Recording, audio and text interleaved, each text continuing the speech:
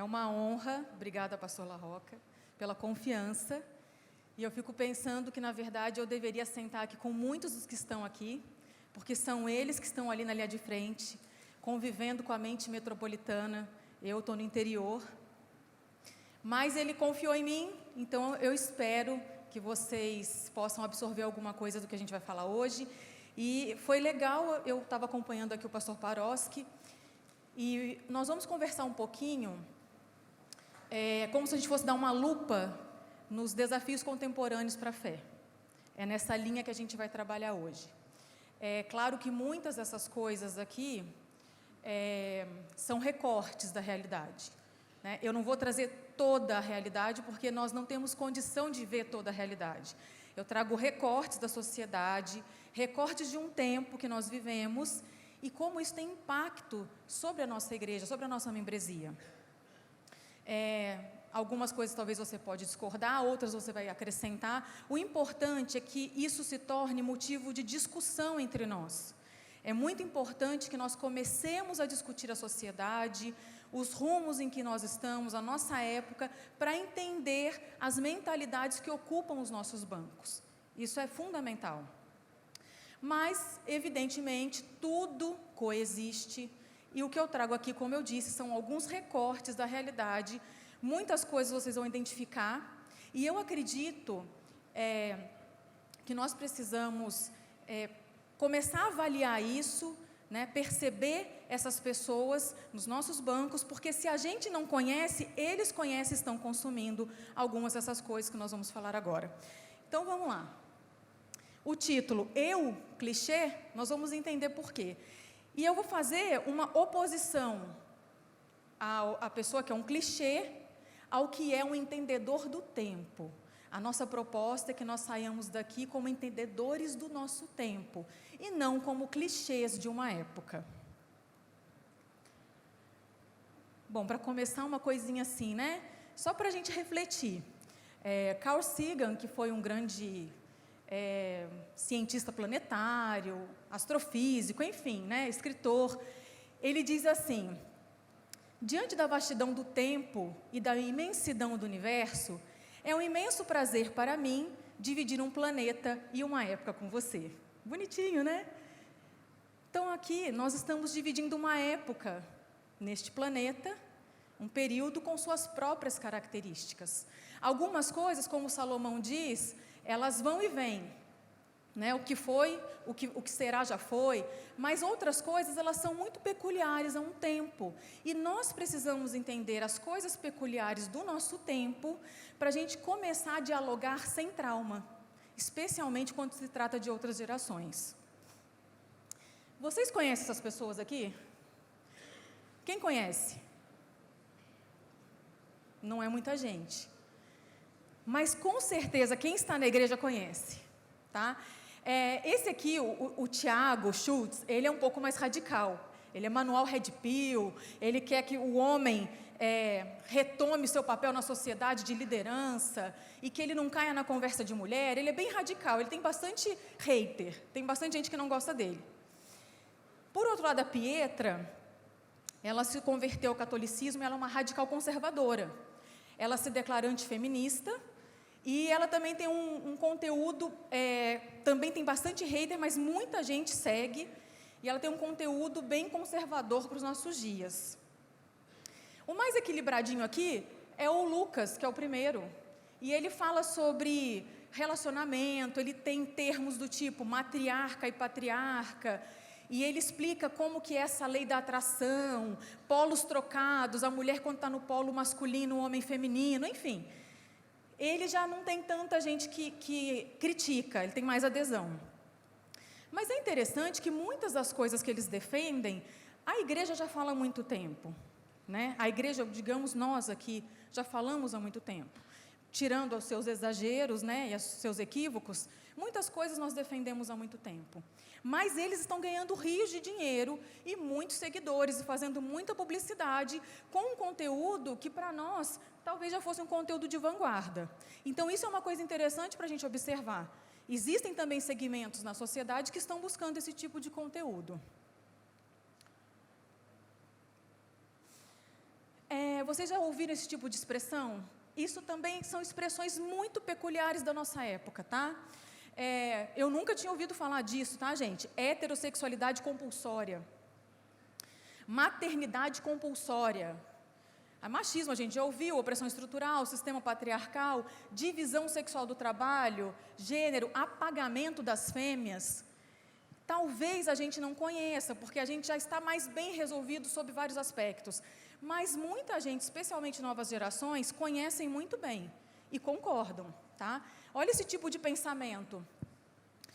O fato de que pessoas intersexo e pessoas sem condições intersexo possam ter dificuldades em produzir gametas, não interfere na classificação de pessoas intersexo como sendo do sexo masculino ou feminino. Alguém entendeu alguma coisa? Tampouco eu. Mas é isso, tá? É desse jeito que as coisas estão.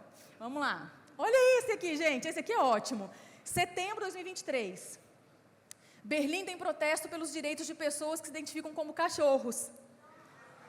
E aí o evento já reuniu 1.000 pessoas. Né? Lá, você pode ver o pessoal. A gente não entende o que está na cabeça dessas pessoas, né? Mas eles se sentem cachorros. Vai fazer o quê? Vamos lá. Gente, esse aqui não é muito bonito, tá? Ele foi capa de uma revista de noivas em abril desse ano. Tá? Pensem com vocês aí o que vocês quiserem. Esse aqui, ex-técnico, gente, ele era ex-técnico e jogador de futebol australiano. Agora, em outubro de 2023, ele foi eleito mulher trans mais sexy da Austrália. Agora, imagina para quem ficou para trás dele, né? Se mata a pessoa. Então, em 2020, ele se tornou ela, né? E ele tem uma companheira. É umas coisas assim estranhas, porque ele se tornou ela, mas ele também tem uma companheira. Então, enfim, é a sociedade.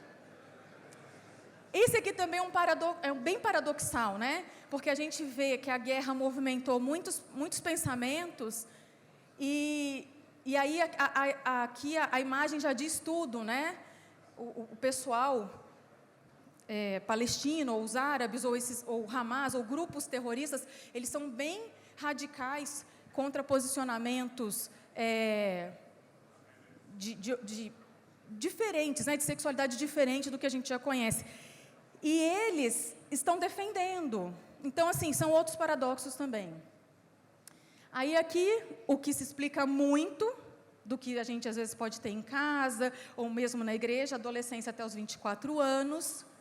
Eu tenho certeza que muita gente que com 24 anos já era pai de família, né? E hoje a adolescência vai até os 24. E olha esse aqui, gente. Mãe vence processo judicial para despejar 2 filhos de 40 anos. Tá? E ela falou, vocês são parasitas. Então, a mulher, tadinha, 75 anos, numa cidade da Itália, e olha aqui, né, a Itália, filho de 40 e 42, ela teve que ir na justiça para eles serem removidos de casa. Crítico, né? 40, gente, 40. Agora, olha esse aqui já nos ofende, né, mulheres, mães, particularmente. Em postagem sobre pós-parto, Ministério da Saúde substitui mulher por corpo que pariu. Decisão de usar termo leite humano ao invés de leite materno ganha adesão no Estado. Isso lá no Reino Unido, tá bom? Então, assim, eu amamentei minha filha até 2 anos e meio, mas aí não é leite materno, é leite humano que eu dei para ela. Entendendo a diferença, pessoas que menstruam de mulheres. Por quê? Porque pessoas que menstruam, você tem um marcador biológico. Mulheres, você tem um marcador social, que é o que eles dizem hoje, né? Que é uma construção social, o seu gênero. Então, não é mais um marcador biológico, ele é social.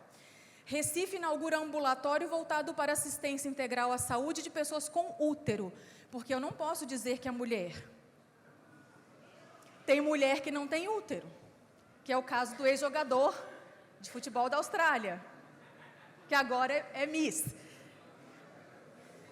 Gente, esse aqui é muito importante também, tá? Jovens sem religião superam católicos e evangélicos em São Paulo e Rio. E aí, o que eles fazem? Eles combinam crenças diversas, é um sincretismo. E isso, para trazer um panteísmo para o nosso meio, está muito grande também, muito fácil de acontecer com esse sincretismo e o respeito, etc., né? A natureza. Vamos lá, outra coisa, você sabia? Aí, ó, saiu aqui o relatório da OMS, o Brasil é muito sério entre nós. Porque nós deixamos de nos apegar ao fato ou à verdade para nos apegar severamente àquilo que é um padrão que condiz com o que eu mesma creio. E nós temos, gente, centenas de características, não dá para a gente falar todas, porque a gente ainda tem que avançar, né? Mas a gente tem um fetiche pela liberdade, aquela capa do rapaz, como na capa da revista de noiva, é um fetiche pela liberdade, é mostrar que eu faço o que eu quero, como eu posso, e estou causando, se você não gostou, eu sinto muito. Né? Nós temos a tirania da felicidade, isso aí nós sabemos. O estoicismo é uma filosofia interessante, inclusive, mas hoje está tendo meio que um regresso para ele, que é aquela coisa de você buscar a natureza, buscar a lógica, buscar a razão. Mas, algumas pessoas, elas entram em contradição porque elas têm uma vida, por exemplo, né? O pessoal da Faria Lima, que eles chamam hoje de Faria Limers, o pessoal está lá e fala, eu sou estoicista. É muito difícil você ir de patinete trabalhar, patinete elétrico, e dizer que você é um estoicista. Mas tem, eu sou adepto, né? O estoicismo também é algo que um retorno ao natural. Muitas coisas que retornam ao natural têm sido trazidas. Tribalismo, as bolhas. Essa coisa da inclusão, ela gerou mais bolha e tribalismo do que inclusão, porque agora as pessoas brigam entre si para defender seus pontos de vista, né? Então, isso é uma coisa que a gente enfrenta muito hoje, tribalismo e bolhas, e isso é um conceito bastante usual de redes sociais e no mundo de social media. E um também que é muito importante, que eu acho que é o pior, e a gente vai avançar um pouco nele, é que hoje a ideia forma a realidade. Isso eu acho que nos torna um tanto alienados isso, mas as pessoas acham que estão arrasando. Então, deveria ser o contrário, a realidade deveria formar as nossas ideias, mas agora as ideias formam a realidade. E isso gera essa crise de narrativas que nós estamos vivendo agora. Foi sempre assim? Não. Né? Vamos aqui falar, quem se identificar aí, ó, baby boomers, deve ter entre nós, geração X, geração Y ou millennials, né? Geração Z, geração alfa, e eu acrescentei que são os perennials. Já ouviram falar nisso? Esse termo foi cunhado em 2016 e diz que hoje em dia o RH adora esse pessoal, que é aquele pessoal que não se encaixa em nenhuma categoria de faixa etária. Então, você pode ter 60 anos, ser amigo de alguém de 15, porque vocês falam das mesmas coisas, gostam de anime, gostam, né? E então, vocês são perennials. Essas gerações aqui, gente, vamos pensar o seguinte, conforme a longevidade vai aumentando, as pessoas vão cuidando mais da saúde e vão se tornando longevas, a gente vai conviver com mais gerações diferentes, certo? E como que a gente vai lidar? Porque tudo que eu mostrei até agora, 50 anos atrás era impossível alguém do Ministério da Saúde dizer que a mulher que amamenta é o corpo que pariu apenas, não é uma mulher. É impossível a gente pensar que, décadas atrás, alguém ia dizer que leite materno não é materno, é humano. Ou que um rapaz com o peito cabeludo ia estampar uma capa de noivas. Isso é uma coisa impossível da gente pensar um tempo atrás. Por quê? As gerações, o que era valor para uma sociedade, aquilo que foi constituído e destituído nessa dinâmica sociocultural. Então, por exemplo, a gente precisa compreender que os baby boomers tinham um pacote de valores que é completamente diferente dos valores de hoje. Então, eles vêm de um pós-guerra, eles nascem, eles valorizam a profissão, eles valorizam a vida estável. Aí você vai pegar um millennium, a gente está com a globalização juntinho com o millennium. Ele quer descobrir mundo, desbravar mundo. Aí você pega um filho do millennium, né, uma geração alfa, ele quer ser protagonista, ele se engaja em causas, ele é nativo digital. Percebe quanta diferença?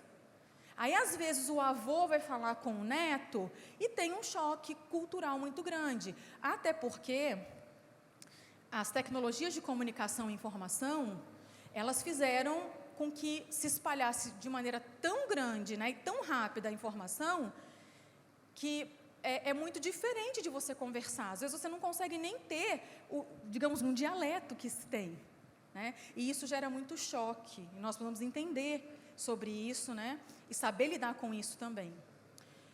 Então, ele tem algumas características. Então, não foi sempre assim, tá? O que eu apresentei para vocês não foi sempre assim. Porque, como eu disse para vocês, cada época tem sua própria subjetividade coletiva, né? Então, nós temos a nossa subjetividade coletiva, porque nós estamos dividindo o planeta, o tempo de uma época, na mesma época. Então, nossa subjetividade coletiva, eu vou falar uma coisa, vocês possivelmente vão entender, mas outra pessoa de outra época talvez não entendesse, né? Uma pessoa do século passado ressuscitasse agora, estivesse entre nós, nossa, do que está falando? Não ia entender. Então, nós precisamos entender que a sociedade, ela passa por dinâmicas socioculturais. E o que isso traz para nós? Constituição e destituição de valores e os fenômenos próprios da sua época. Por exemplo, eu trabalho com a revista Vida e Saúde já há bastante tempo, né? Eu sou editora associada. Nesses últimos 14 anos que eu trabalhei com a revista, eu vi como que todos os temas que para nós já eram temas de vanguarda, que desde o século XIX a gente conhece, como ele cresceu com a ciência. Então, cada dia que passa eu tenho mais certeza de que o que eu estou falando tem respaldo científico. Mas, quando ela surgiu no Brasil, em 1939, falar de vegetarianismo era um valor na sociedade? Não. Né? Falar contra o álcool, contra o tabaco vivia ainda a época de glamorização. Hoje ele é demonizado. Mas em 39, a Vida e Saúde já falava. Então, percebe, da década de 80 para frente, a saúde começou a se tornar um valor. Você chega nos anos 2000, 2010, você já está tropeçando em academia. Tem modalidade de tudo que você quiser hoje. Então, você percebe o que é a destituição e a constituição de um valor? Então, beber, fumar, eram coisas que no passado eram normais. Hoje, é até desagradável. Você tem ambientes que você não pode fumar. Nós, em nenhum, tá? Porque nós somos adventistas do sétimo dia. No nosso caso, em nenhum, nem beber, nem fumar. Agora, por exemplo, sobre a saúde. Hoje, chega a ser meio imoral se a pessoa não cuida da saúde. Já percebeu que, às vezes, você está numa situação e se você fala determinada coisa, a pessoa pode te olhar assim, nossa, porque você não cuida da sua saúde. Porque hoje ela está no top 5 de todos os lugares da saúde. Então, isso é constituição e destituição de valores. Hoje nós temos valores que a sociedade abraçou, semelhantes às coisas que nós temos mostrado até então. E aí, a neurociência, o que a neurociência fala? Tem gente que acha que o nosso comportamento é determinado 100% pela genética. Genética tem influência, mas nós sabemos também, até mesmo porque Ellen White também nos disse que nós podemos vencer nossas tendências hereditárias pelo poder de Cristo. Mas chega agora a neurociência e diz o seguinte, o ambiente pesa mais do que a genética. Aí a cultura também. Aí é por isso essa imagem, né, da cultura e do ambiente dando uma pequena surra na genética para dizer quem é que manda nessa coisa. Então, a gente dizer que não tem influência é mentira, porque tem.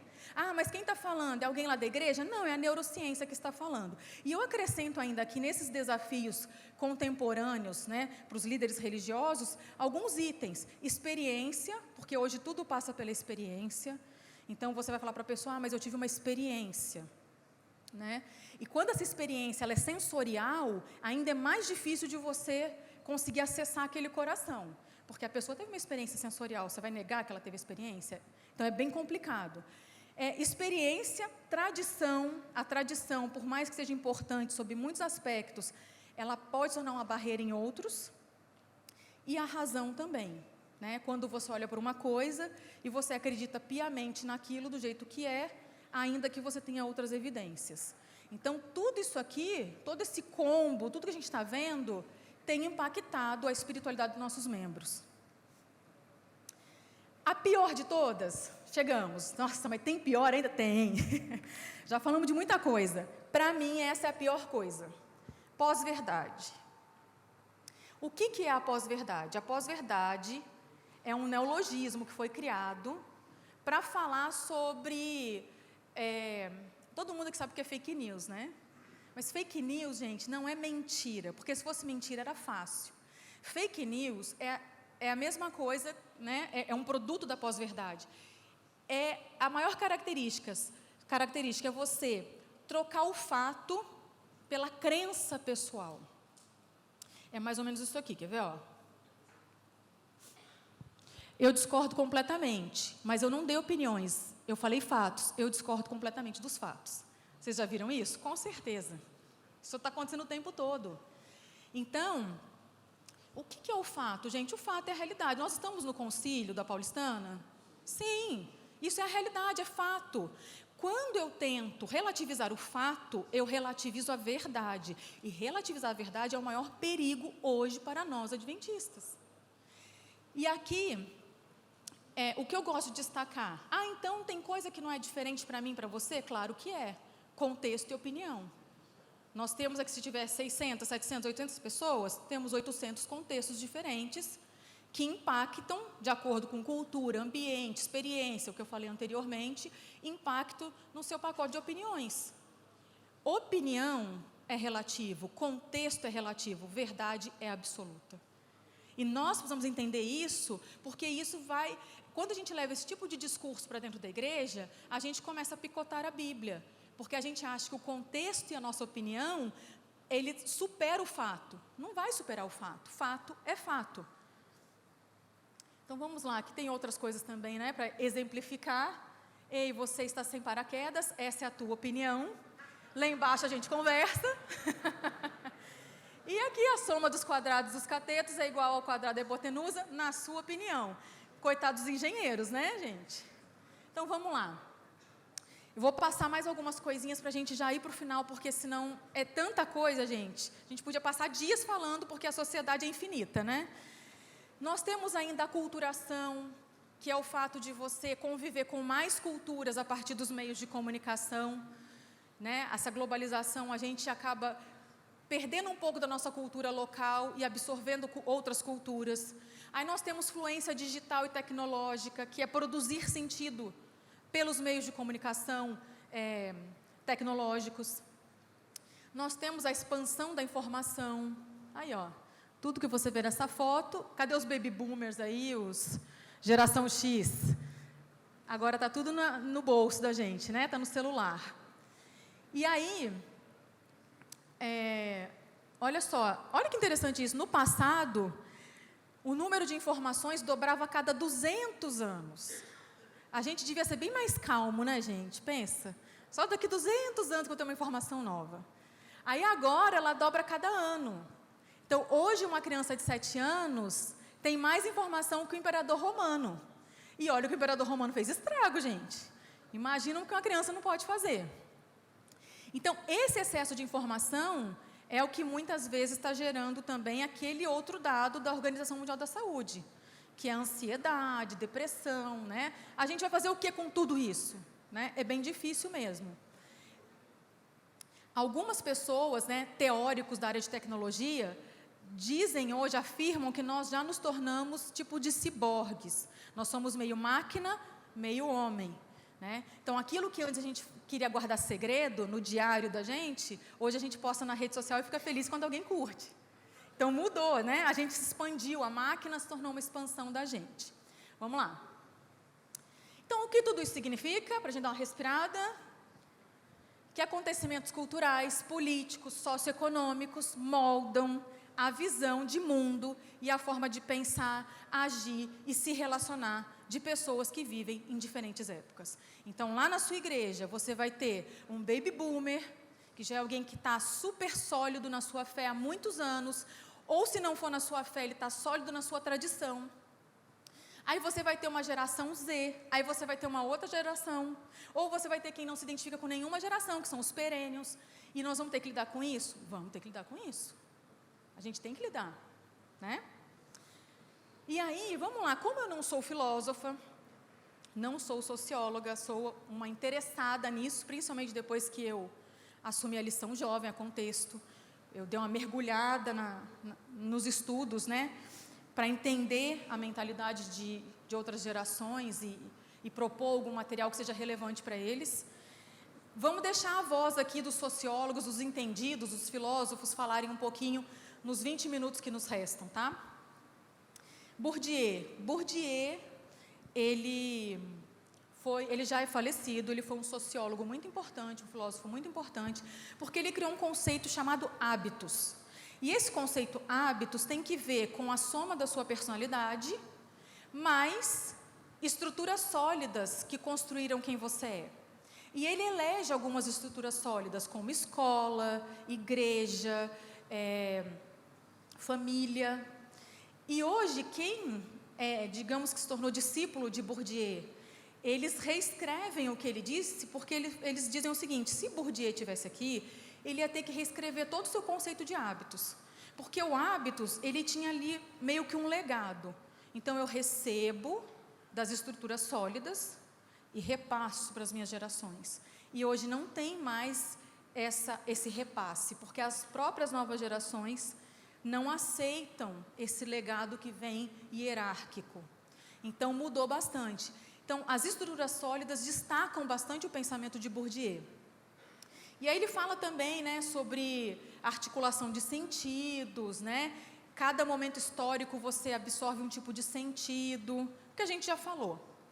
Aí nós temos também o Bauman. O Bauman, ele não gosta de falar, era pós-moderno. Também faleceu faz um tempinho.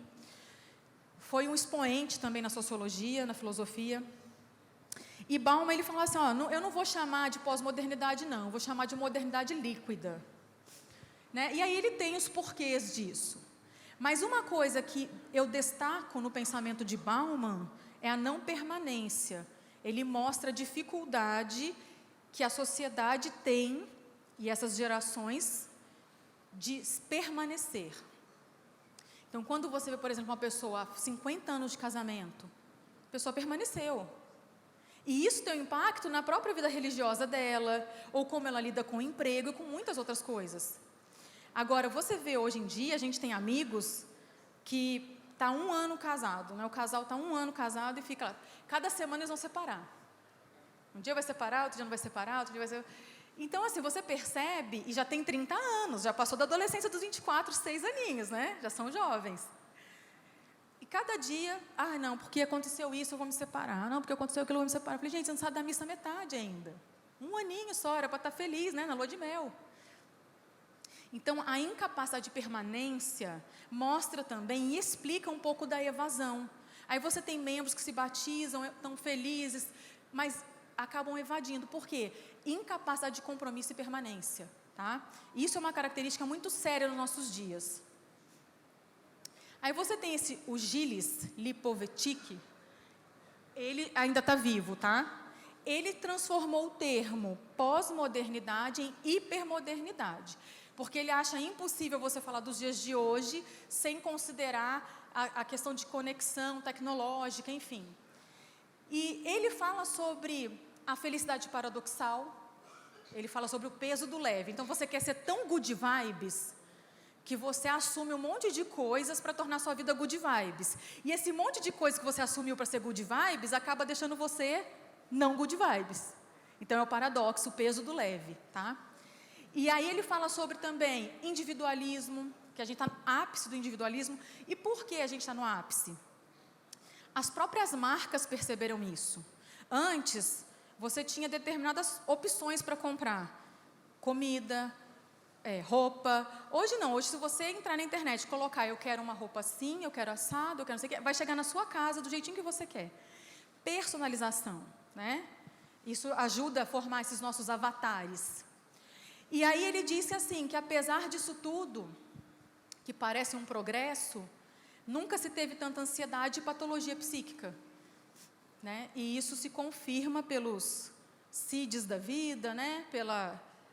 Por todas as questões aí de saúde e a própria Organização Mundial da Saúde, isso se confirma. Aí nós temos também essa autora, ela escreveu esse livro, é bem interessante, tá? E aí ela fala sobre, agora que a geração é o Y, né? Generation. E ela fala sobre perda cognitiva. Eu já ouvi outros neurocientistas, estudiosos falando sobre isso. Que nós perdemos a capacidade de reflexão. Então, pensa comigo. Nós vivemos uma época de narrativas comprometidas, porque a opinião fala mais alto do que o fato. Fala mais alto que a verdade. E junto disso, nós temos perda cognitiva. Então, o que a gente tem? Imagina. A gente tem realmente, se você for ver, aquele pensamento de manada a gente começa a ter. O que é muito perigoso. Porque nós precisamos sempre lutar pela nossa liberdade de consciência. E aí, o que acontece? Celular, muito bom, muito importante, eu gosto, não sai da minha mão. Eu trabalho utilizando também. Mas o fato da gente fazer assim, ó, com os feeds, isso me interessa, isso não me interessa, isso me interessa, isso me interessa. Só li o título, passei. Só li o título, compartilhei. Isso está fazendo a gente ter perda cognitiva. O fato de não escrever à mão também nos torna um pouco mais burrinhos. Porque quando a gente escrevia, o ato de repetir e a letra, tudo aquilo tem um processo de aprendizado. Agora a gente reduz, né? O você virou VC, o porquê virou PQ. Então você já tem um dialeto próprio na internet, você diminui a capacidade linguística e diminui a cognitiva. Por quê? Quando você lê um livro, você vai ler ali um parágrafo. Nossa, que parágrafo difícil. Aí você volta no parágrafo. Aí você pensa de novo. Chega uma hora que aquilo dá um insight em você. Então, esse é o processo do aprendizado. Quando você mais ou menos lê um título, já passa o feed, não me interessou, esse Reels não me interessou, aquilo ali não te dá, você não fixa em nada. Então, isso está levando à perda cognitiva. Agora, imagina a membresia com perda cognitiva, acreditando em tudo o que lhe dizem, né? Achando que a sua opinião supera o fato. Você percebe que os desafios são muito maiores do que a gente imaginava? Muito maior. E, finalmente, esse aqui é nosso, né? Filósofo brasileiro. Eu gosto muito dos pensamentos dele. E ele diz o seguinte, que nós temos um problema quanto à sociedade do bem.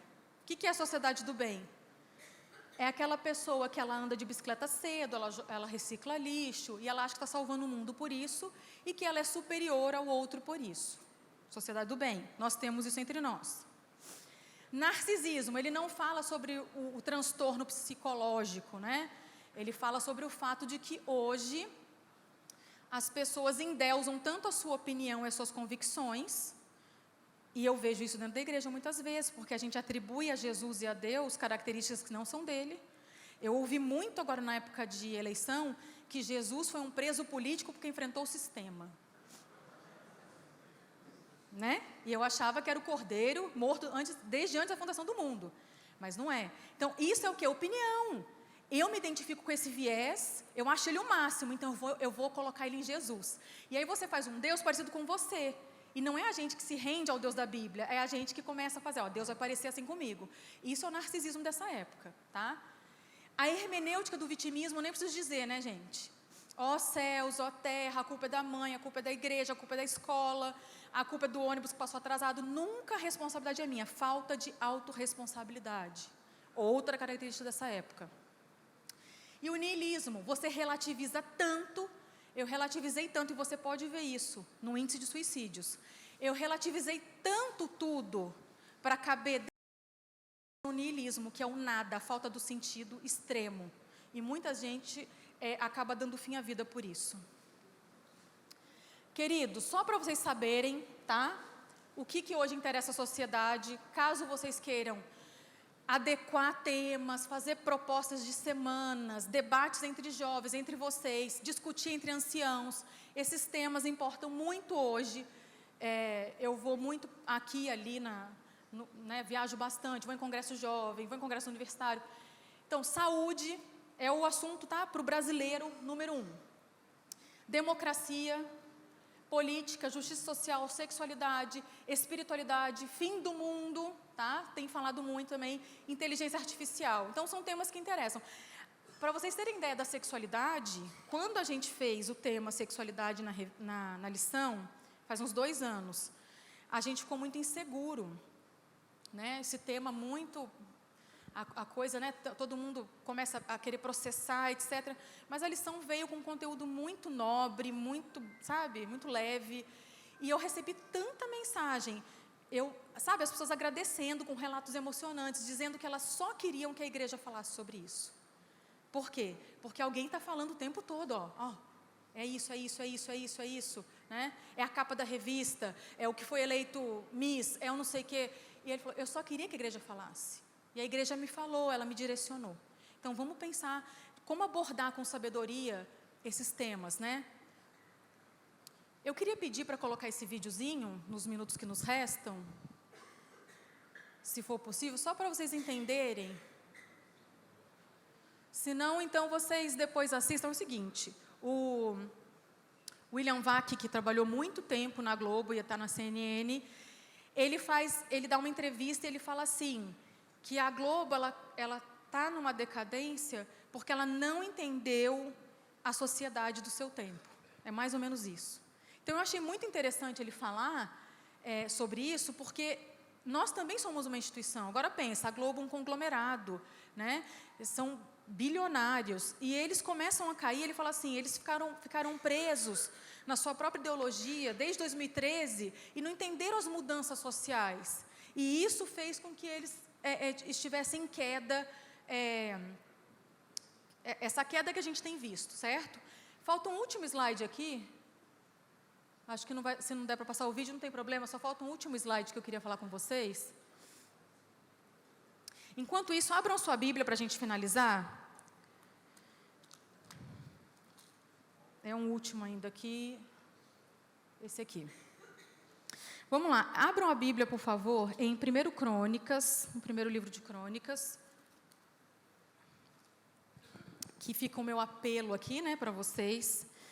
1 Crônicas 12, verso 32. Na minha Bíblia, que é a Nova Versão Transformadora, diz o seguinte, 1 Crônicas 12, 32. Da tribo de Issacar, 200 chefes com seus parentes. Todos eles entendiam bem os acontecimentos daquele tempo e sabiam qual era o melhor caminho para Israel seguir. Eu acho esse verso poderosíssimo. Nós estamos falando aqui de entendedores do tempo. Então, existe um contexto, claro, para essa história aqui, né? Para esse verso. Mas o que a igreja precisa hoje? Ele vai passar? Então vai, coloca para a gente, depois a gente já faz essa finalização. Entrar nos grandes grupos de comunicação, especialmente a TV Globo. E qual é o papel desses grupos em todo esse caminho? Por exemplo, da TV Globo foi muito ruim para ela, porque desde 2013 ela não foi capaz de entender que enquanto ela buscava aplausos de grupos de esquerda pagos com dinheiro público desviado para destruí-la, uma parcela crescente da população brasileira passava a ver a TV Globo como mais uma ferramenta de perpetuação da miséria e da ignorância intelectuais e políticas no Brasil, porque é assim que ela ganha dinheiro. E ela se colocou, por decisões editoriais equivocadas, por atitudes de alguns dos seus executivos, numa situação que hoje, na verdade, a gente tem que olhar de 2 ângulos. O ângulo esse que você mencionou, da grande guerra cultural brasileira, qual é o papel dos grandes grupos de comunicação nele? Foi destruído nessa onda disruptiva, perdeu a credibilidade. O outro é exclusivamente para um mestrado de business.